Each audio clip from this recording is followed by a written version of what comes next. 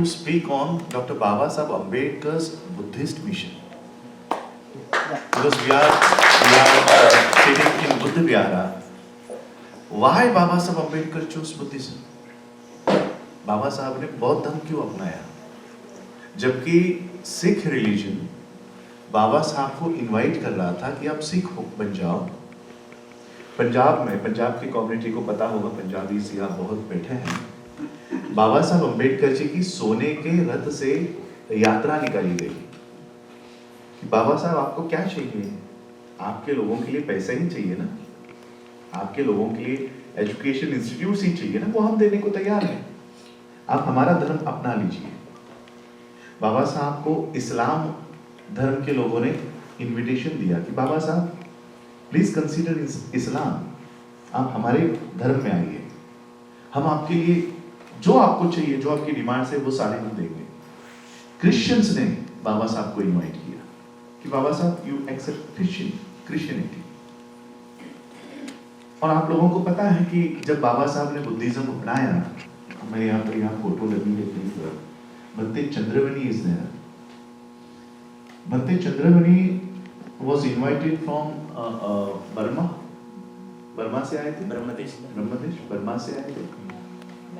तो आपको पता होगा कि बाबा साहब को बौद्ध धर्म की दीक्षा देने के लिए मॉन्क्स भी अवेलेबल नहीं थे इंडिया में। और जब मॉन्क्स ही अवेलेबल नहीं होंगे तो ऑब्वियसली किसी ने इनविटेशन भी नहीं दिया होगा कि आप बुद्धिज्म अपनाओ। तो इतनी एस्टैब्लिश्ड रिलीजन्स बाबा साहब को अपने अपने धर्म में बुला रही थी, सिखिज्म, क्रिश्चियनिटी, इस्लाम। बाबा साहब ने इन सारे रिलीजन्स का पढ़ाई किया है, एनालिसिस किया, और इसका जवाब व्हाई बाबा साहब अंबेडकर चोज बुद्धिज्म, इसका जवाब 15 अक्टूबर 1956 को दिया, दीक्षा होने के एक दिन बाद। दीक्षा होने के बाद बाबा साहब खड़े होते हैं, बाबा साहब कहते हैं कि आज मैं बुद्ध की शरण में जा रहा हूं, इसलिए नहीं कि मुझे पैसे चाहिए, इसलिए नहीं कि हमें इंस्टीट्यूट्स चाहिए, इसलिए नहीं कि मुझे कॉलेजेस चाहिए। मैं बुद्ध के धर्म की शरण में इसलिए जा रहा हूं क्योंकि हमारी लड़ाई पैसों की नहीं है, हमारी लड़ाई सेल्फ रिस्पेक्ट की है। हम अपने सेल्फ रिस्पेक्ट को वापस पाने के लिए हम बुद्ध के धर्म में जा रहे हैं। तो ये बाबा साहब अम्बेडकर जी ने, कई लोग आज इंडिया में ये दावा करते हैं कि बाबा साहब को बौद्ध नहीं बनना था, वो तो उनकी मजबूरी थी। कई लोग, अभी इंडिया में आप लोगों ने देखा होगा कंट्रोवर्सी चली, कई लोग यहाँ पर भी आज राजकुमार जी कह रहे थे कि कुछ लोगों का कहना है कि बाबा साहब के लाइफ में एक ही गलती हो गई, बाबा साहब ने उनके लाइफ में एक ही गलती कर ली, उन्होंने बौद्ध धर्म अपना लिया। कुछ लोग इस तरह से बातें करते हैं, कुछ लोग इस तरह से सोचते हैं, लेकिन मैं आपको बताना चाहूंगा 1917 से 1956 तक बाबा साहब अम्बेडकर जी ने जो मूवमेंट की, जो फाइट्स की, स्ट्रगल किया, चाहे वो इकोनॉमिक हो, एजुकेशनल हो, पॉलिटिकल हो, सोशल हो, रिलीजियस हो, उनके पूरे लाइफ का मास्टर स्ट्रोक ये बुद्धिज्म है। बाबा साहब उनके पूरे लाइफ मिशन का मास्टर स्ट्रोक बुद्धिज्म है। बाबा साहब ने बुद्ध का धम्म इसलिए रिवाइव किया, किसी ने इनविटेशन नहीं दिया था, वो धम्म भारत की भूमि से खत्म हो चुका था। जबकि एस्टैब्लिश रिलीजन्स बाबा साहब को बुला रहे थे, बाबा साहब ने जो धम्म भारत की भूमि से खत्म हो चुका है, लुप्त हो चुका है, उसको रिवाइव करना पसंद किया। क्यों? आज इंडिया के साउथ पार्ट में जाओ, Andhra, Telangana, Karnataka, Tamil Nadu, the community which belong to schedule caste, that वहां पर वो क्रिश्चियनिटी की ओर चले गए। They are now fighting. Christianity में जो शेड्यूल कास्ट गए हैं, they are termed as Dalit Christians in south part of India. They are fighting that church के अंदर उन्हें पोप बनने का अधिकार नहीं है। They are not got the right to become the chief preacher of that church. Pope बनने का अधिकार उनको नहीं दिया जाता, because they belong to downtrodden communities. वहां पर भी उनको जिस फोल्ड से वो लोग गए थे उनको वहीं पर रखा गया है। उनके आज भी साउथ में चर्च अलग है, कन्वर्टेड क्रिश्चियंस, शेड्यूल कास्ट के क्रिश्चियंस, उनके चर्च अलग है। नॉर्थ पार्ट में जो लोग सिख धर्म की ओर चले गए, आप लोगों को ज्यादा पता होगा, उनको सिखों ने एक्सेप्ट नहीं किया। मेरे दादाजी, मेरे ख्याल से इस फोटो में मेरे दादाजी भी है, दूसरी फोटो में मुकुंद राव है। तो बाबा साहब अंबेडकर जी ने मुकुंद राव जी को और यशवंत राव जी को पंजाब में भेजा कि जाओ जरा देख कर आओ कि सिख होने के बाद हमारे साथ कैसा व्यवहार किया जाएगा। तो ये लोग अमृतसर आए, पंजाब आए, और वहां जाने के बाद शेड्यूल कास्ट के लिए बनाई गई अलग से कोई गुरुद्वारा में उन्हें इनवाइट किया गया, या उन्हें एक अलग रूम में बिठाया गया लंगर के। उनके साथ छुआछूत का व्यवहार बरकरार रखते हुए उनको उस गुरुद्वारा में ट्रीटमेंट दिया गया। तो उन्होंने जो उनके साथ हुआ वो बाबा साहब को बता दिया कि हमको इस तरह से अलग बिठाया है। और जो लोग इस्लाम धर्म की ओर चले गए, शेड्यूल कास्ट के लोग, आज भी उन लोगों में पसमानदा मुस्लिम्स, कुरैशी मुस्लिम्स, ये सारी डिविजन्स हैं। तो ये एस्टैब्लिश रिलीजन्स में ऑलरेडी कास्टिज्म, वर्ण व्यवस्था ऑलरेडी घुस चुकी थी। बाबा साहब ने देखा हिंदू धर्म से बाहर आकर यहां पर जाने के बाद भी हम लोगों को सेल्फ रिस्पेक्ट नहीं मिलेगा, हम लोगों को इक्वलिटी नहीं मिलेगी। भले इन लोगों के पास एस्टैब्लिश व्यवस्था है, रिसोर्सेस है, लेकिन मेरे लोग यहां जाने के बाद फिर से उसी वर्ण व्यवस्था के अंदर आ जाएंगे। इसलिए बाबा साहब ने लुप्त हुआ बौद्ध धर्म रिवाइव करने का बाबा साहब ने सोचा कि हमारे लोग अगर यहां पर आए तो इनके साथ कोई गैर बराबरी का व्यवहार नहीं करेगा, सब इक्वल होंगे। 15 अक्टूबर 1956 को बाबा साहब कहते हैं कि जिस तरह से अलग अलग नदियां एक ओशन को जाके मिलती है, एक महासागर को जाके मिलती है, मिलने के बाद कोई ये बता नहीं सकता कि ये गंगा का पानी है, ये यमुना का पानी है, ये गोदावरी का पानी है, ये सारे रिवर्स का पानी है, कोई अलग करके नहीं बता सकता कि ये किस रिवर से आया है। उसी तरह आप लोग बुद्धिज्म में आओ और बुद्धिज्म में आते समय अपने कास्ट को खत्म कर दो, कास्ट खत्म कर दो, ताकि कोई ये बता ना सके कि ये चमार से आया है या महार से आया है या वाल्मीकि से आया है या जाटव से आया है। बाबा साहब हिंदू रहते हुए कास्टिज्म को, कास्ट को खत्म कभी नहीं कर पाते, और इसलिए बाबा साहब अंबेडकर जी ने बौद्ध धर्म को चुना कि बौद्ध धर्म में हम इक्वलिटी की, बराबरी की व्यवस्था हम लोग यहाँ पर डाल सकते हैं। बाबा साहब अंबेडकर जी ने बुद्धा का जो धम्म है, द बुद्धाइनिस धम्मा, आपके यहाँ पर भी लाइब्रेरी में होगा। 5.5 years, he took 5.5 years to complete this book. Constitution 2 years 11 months 18 days. बुद्धाइनिस धम्मा उसके डबल बाबा साहब ने समझ लिया है। लेकिन हम लोग आज भी बुद्धाइनिस धम्मा को पढ़ने का, उसको समझने का हम लोग प्रयास नहीं करते हैं।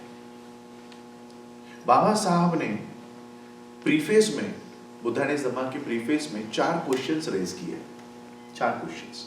जैसे आज हम लोग यहाँ बुद्ध विहार में बैठे हैं, तथागत बुद्ध का रूप हमारे सामने है।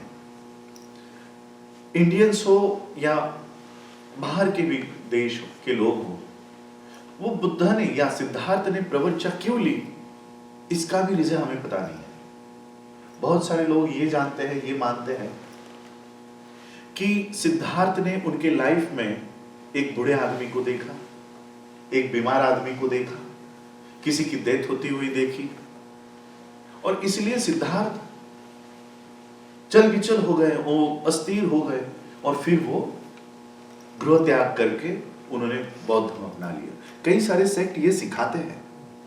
अब बॉम्बे में आइए, चंचल मल जी को मैं बॉम्बे के क्या कहते हैं तो पागोड़ा लेके गए थे, ग्लोबल पागोड़ा लेकर गए थे।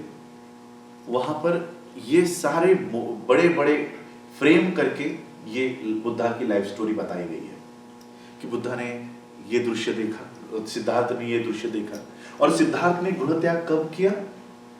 जब उनकी बीवी पत्नी सोई थी, बगल में बच्चा था, वो अपने आसन पे सोई है और रात के अंधेरे में सिद्धार्थ घर छोड़कर भाग रहे हैं।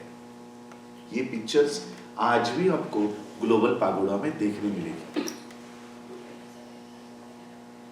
क्या ये रीजन है सिद्धार्थ ना का गृह त्याग करने का?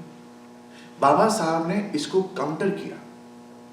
बाबा साहब कहते हैं 29 उम्र होने तक क्या किसी ने मृत्यु नहीं देखी होगी? किसी को डिजीज के बारे में पता नहीं होगा, किसी को बुढ़ापे के बारे में पता नहीं होगा। This is not logical. ये लॉजिकल नहीं है कि किसी को 29 साल की उम्र तक किसी भी इंसान ने ये सारी चीजें नहीं देखी होगी, और खास करके उसने जिसकी मां बचपन में मर चुकी है, उसको ये पता ना हो कि मृत्यु क्या होता है। बाबा साहब ने कहा सिद्धार्थ की गृह त्याग करने की ये वजह नहीं है कि किसी बूढ़े को देख लिया, ये वो वजह नहीं हो सकती। तो क्या वो वजह है? क्या वजह है? सिद्धार्थ एक प्रिंस है, कोई कमी नहीं है, फिर गृह त्याग करके इस तरह का एक सन्यासी जीवन बिताने का एक प्रिंस को क्या जरूरत पड़ी? उस समय की व्यवस्था क्या करती थी?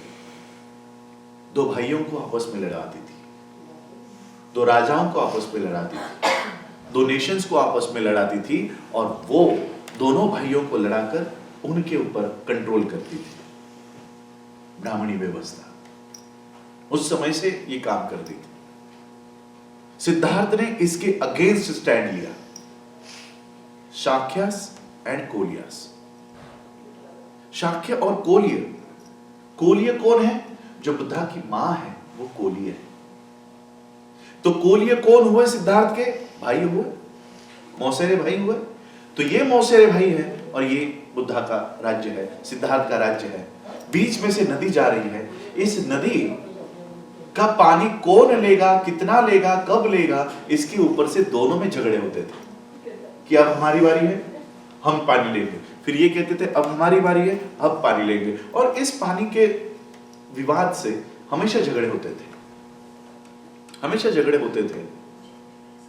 और फिर इन्होंने इस झगड़े का, युद्ध का एक ही बार सॉल्यूशन निकालने का हल ढूंढ लिया। हल क्या था? वॉर। हम युद्ध पुकारेंगे, कोलियों के विरुद्ध युद्ध पुकारेंगे और एक ही बार में ये समस्या खत्म कर देंगे, ताकि बार बार ये झंझट, ये झगड़ा रहे ही नहीं। हम कोलियों को खत्म कर देंगे। सिद्धार्थ खड़े हुए कि नहीं, मैं युद्ध के लिए आपका समर्थन नहीं करूंगा। हम पहले उनको समझाएंगे। हम आपस में, उनके दो लोग, हमारे दो लोग, ऐसे एक कमेटी तैयार करेंगे, दोनों चर्चा करेंगे और कौन कितना पानी लेगा वो उसका डिसाइड करेंगे।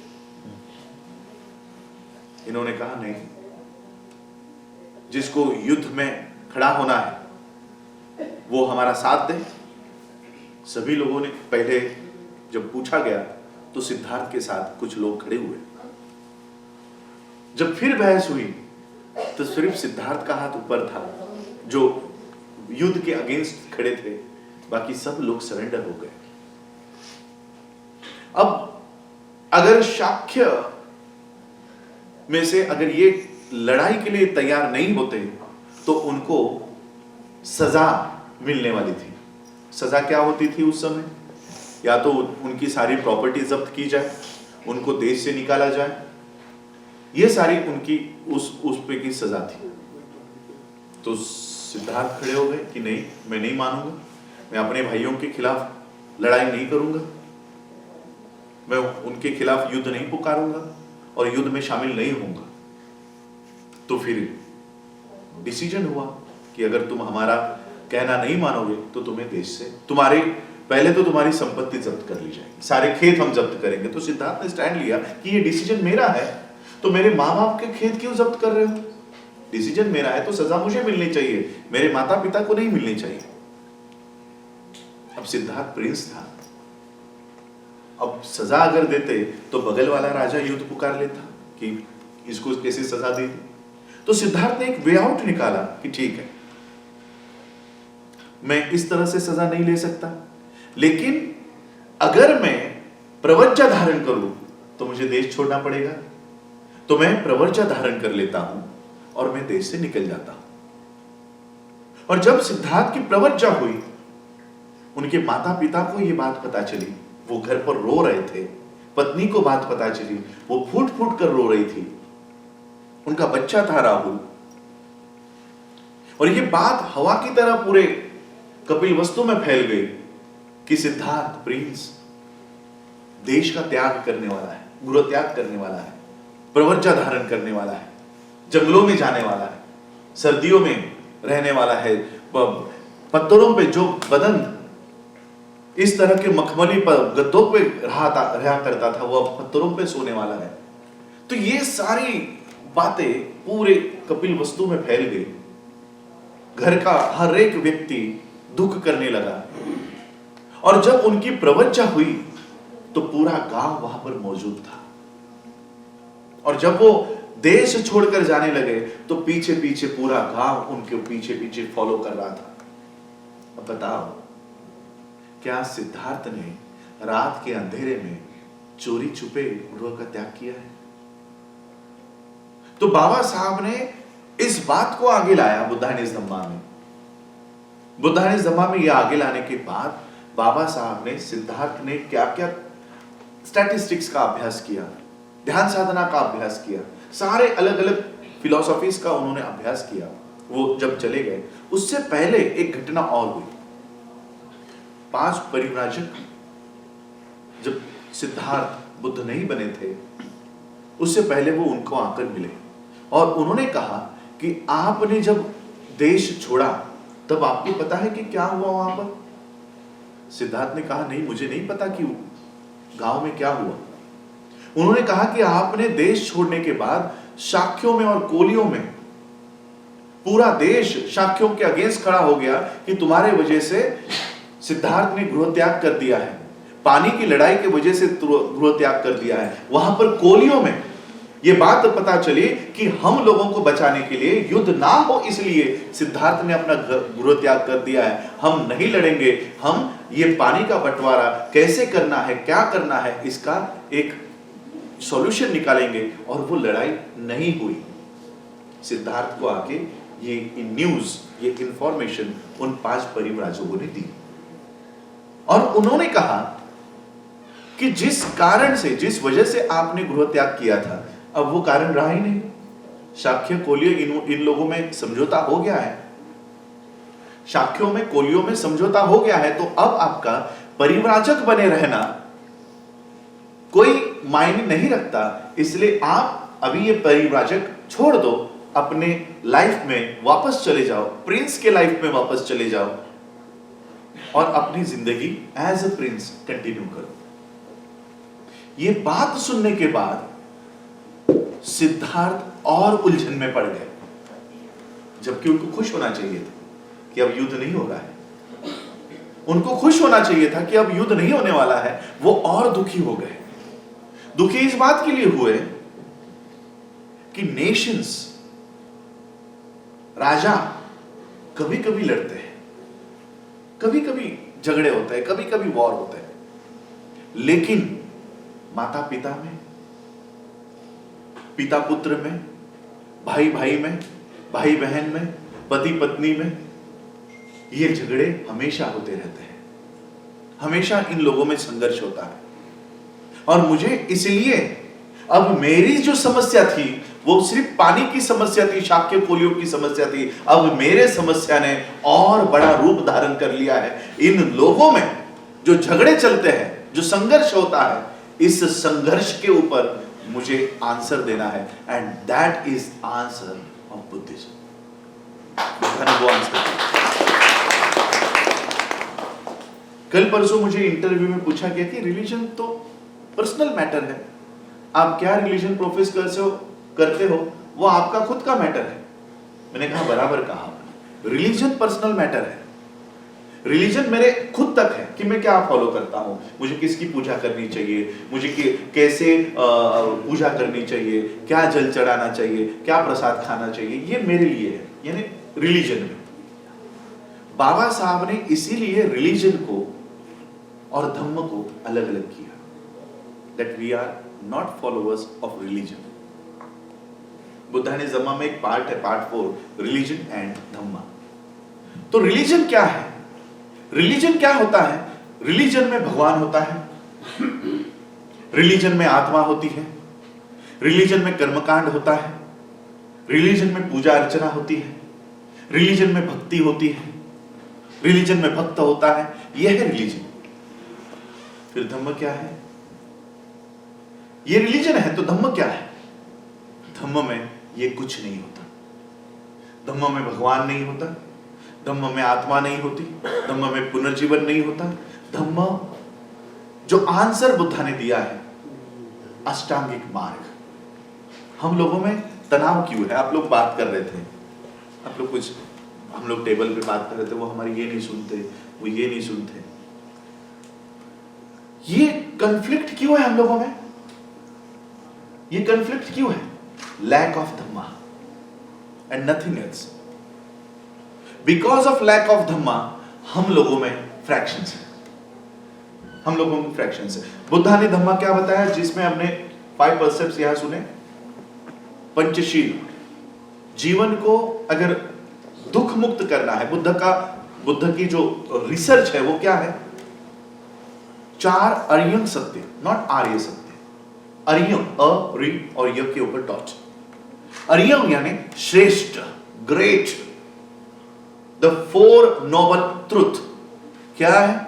जीवन में दुख है एस्टैब्लिश कर लिया फैक्ट कि हम सभी दुखी हैं, जीवन में दुख है और उस दुख का कोई कारण भी है। अगर आप दुखी हो तो इसका मतलब है कुछ कारण है दुखी होने के पीछे, और अगर कारण है तो उसका निवारण भी है, उस दुख से आप मुक्त भी हो सकते हो। और वो निवारण क्या है? वो पाथ बुद्धा ने ये 4 नोबल ट्रूथ्स हमारे सामने रखे। पहला ट्रूथ, 5 परसेप्ट्स, मैं चोरी नहीं करूंगा। किसी की भी चीज है यहां पड़ी हुई है, वो मेरी नहीं है, Why should I claim that? अगर मैंने क्लेम कर लिया और थोड़ी देर में उसका मालिक आ गया तो वो मेरे ऊपर एफआईआर करेगा, दुख का कारण हो गया। अगर मैंने ली ही नहीं तो एफआईआर नहीं होगी, दुख का कारण बनेगी नहीं, वो चीज मेरी नहीं है। पाणाति पाता वेरमणि, सिर्फ प्राणियों की नहीं, एनिमल्स की नहीं, प्राणी मात्रा जिसमें जान है, जीव है, मैं उसकी हत्या नहीं करूंगा, उसकी हिंसा नहीं करूंगा। और यहां पर हिंसा में कुछ लोग ये कहते हैं कि बुद्धा ने अहिंसा का मार्ग दिया, तो किसी ने एक चाटा मार लिया तो दूसरा गाल भी आगे करना चाहिए, ये बुद्धा की टीचिंग नहीं है। महामंगल सूत्र अभी हमने यहां सुना। बुद्ध राजा प्रसन्नजीत को उनको युद्ध कैसे लड़ना चाहिए इसके बारे में भी कहते हैं, लड़ना कैसे चाहिए वो भी कहते हैं। युद्ध लड़ना चाहिए, क्यों? क्योंकि राजा अगर युद्ध नहीं लड़ेगा तो प्रजा गुलाम हो जाएगी। सो युद्ध लड़ना चाहिए, पर एक बाइफर्केशन है, need to kill and will to kill. मुझे इच्छा हो रही है इसे मारने की, इसलिए मुझे मारना है, नो। बट मुझे जरूरत है इसे मारने की, तो उसे आपको मारना है। There is a need to kill and will to kill in Buddhism. तो अहिंसा का भी बुद्ध ने ये मार्ग दिया। बाबा साहब अंबेडकर जी ने जब बुद्धा एंड हिज धम्मा ये ग्रंथ लिखने के लिए लिया, 5.5 साल क्यों लग गए पता है बाबा साहब को? बाबा साहब परेशान थे। त्रिपिटक सबको पता है, बुद्धिज्म के ग्रंथ है। कश्यप इनके अंडर जब तथागत बुद्ध का महापरिनिर्वाण हो गया, अब बुद्धा की जो टीचिंग्स थी, बुद्धा ने जो भी उनके जो वर्सेस हुए थे, उनके जो गाथाएं हुई थी, वो कभी लिखी हुई नहीं थी, लिखित नहीं थी। अब उनको डॉक्यूमेंटेशन करना था कि बुद्ध ने क्या क्या बताया। कश्यप वाज अ ब्राह्मण, who turned to be a Buddhist monk. उस समय जब प्रथम संगिनी बैठी, तब उस समय ब्राह्मण्स भी इस संगिनी में कॉन्फ्रेंस में घुस गए और फिर उन्होंने कर्मकांड वाली बातें, ये सारी बातें भी त्रिपिटक में घुसा दी। बाबा साहब परेशान थे कि मैं जिस हिंदू धर्म से मेरे लोगों को बाहर निकालने की कोशिश कर रहा हूं, यहां पर तो ऑलरेडी कर्मकांड घुसा दिए। तो बाबा साहब ने एक क्राइटेरिया लगाया कि यह सारा बुद्धा का नहीं हो सकता। जो बुद्धा खुद कह रहे हैं कि मैं सिर्फ तुम लोगों को मार्ग दिखाने वाला व्यक्ति हूं, मैं कोई चमत्कार नहीं करने वाला हूं, उसमें चमत्कार कहां से आ सकता है?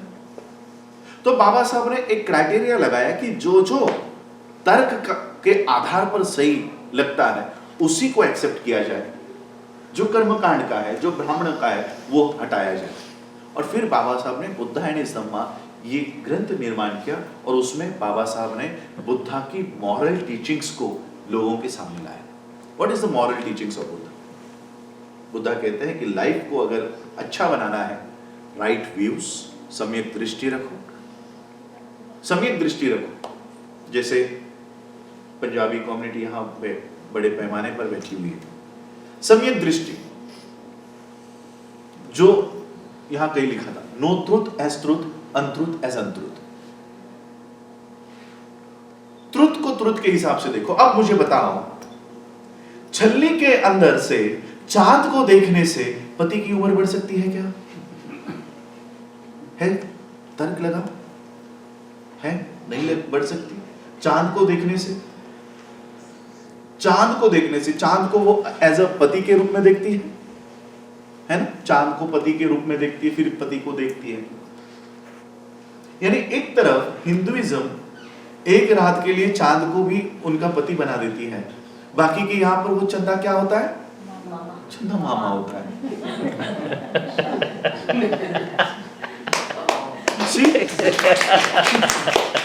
चंदा मामा भी है, चंदा पति भी है।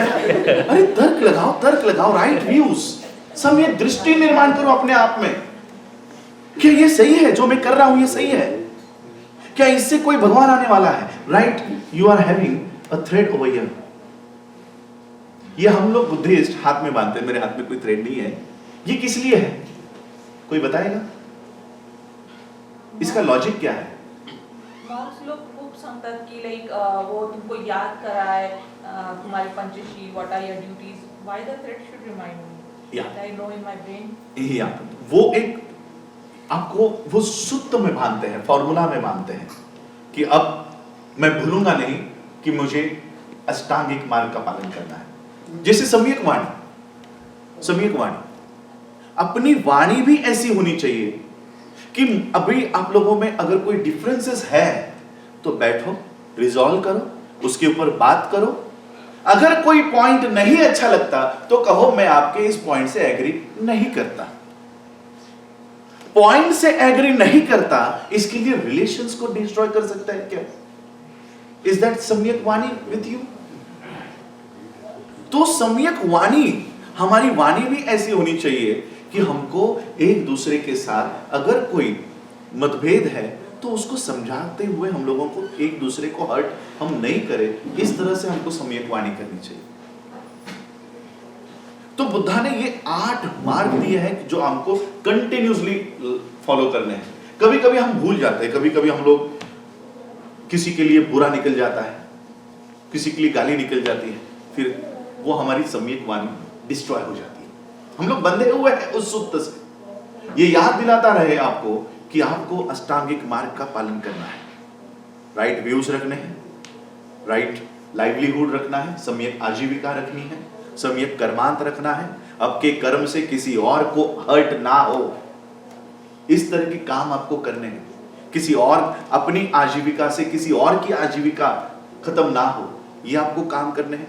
ये बुद्धा की सोशल और मॉरल टीचिंग्स बाबा साहब ने इंडिया में रिवाइव इसलिए की क्योंकि हम लोग मॉरलिटी को भूल चुके हैं। You will not see morality in India. इसलिए मैंने वैंकूवर के बुद्धिज्म के कॉन्फ्रेंस में कहा कि कनाडा में कैनेडियंस मिलेंगे, अमेरिका में अमेरिकन्स मिलेंगे, लेकिन इंडिया में आपको इंडियंस नहीं मिलेंगे। इंडिया में मिलेंगे हिंदू, मुसलमान, चमार, जाटव, पंजाबीज, महाराष्ट्रियंस, ये इस तरह से मिलेंगे, इंडियंस नहीं मिलेंगे। इंडियंस में वो नेशनलिटी की भावना लाने के लिए उनको मॉरलिटी की भावना होनी जरूरी है। ये देश मेरा है, इस देश के ऊपर कोई आपत्ति आती है तो मुझे उसके लिए लड़ना है, मुझे उसको बचाना है। जिस तरह से भावना आज आपकी है, you are contributing to the economy of Canada. India में बोलो कि you have to contribute to the economy, बोलेंगे नहीं, हम नहीं देंगे अपना पैसा। इनकम टैक्स छोटा सा छोटा गरीब आदमी भरेगा, लेकिन ऊपर वाले सारे लोग इनकम टैक्स चोरी का कोई ना कोई प्लानिंग करते रहते हैं, कहां से चोरी करें। Why? We don't have morality in us. इसलिए बाबा साहब ने देखा कि भारतीयों में से मॉरलिटी खत्म हो गई है, एक दूसरे को जाति की नजर से देखते हैं, और वही भावना आप लोग यहां लेकर आए। मैंने अभी गाड़ी एक देखी, एक गाड़ी के पीछे लिखा हुआ था जाट, और गाड़ी भाग रही है। What do you mean by Jat in Canada? वो क्यों यहां पर लिख रहा है Jat? Because he want to establish his supremacy over non-Jats of India in Canada. Canada को तो पता नहीं होगा कि जाट क्या होता है। What do you mean by Jat? JAAT. What do you mean by JAAT? Jat. Canadians बोलेंगे I don't know what is mean. वो किसको बता रहा है कि I am Jat and you are Chamas. If someone is saying that I am a Brahmin, he is recognizing you that you are Shudra. इसलिए मैं हमेशा कहता हूं, ब्राह्मण को ब्राह्मण नहीं, ब्राह्मण को इंसान होना चाहिए। ब्राह्मणों को इंसान होना चाहिए, ब्राह्मण नहीं होना चाहिए। जब वो ब्राह्मण होता है तो किसी को एहसास करा रहा होता है कि तू शूद्र है, तू वैश्य है, तू क्षत्रिय है। इसलिए बुद्धा के मॉरल टीचिंग्स को और सोशल मैसेज को बाबा साहब ने इंडिया में रिवाइव किया।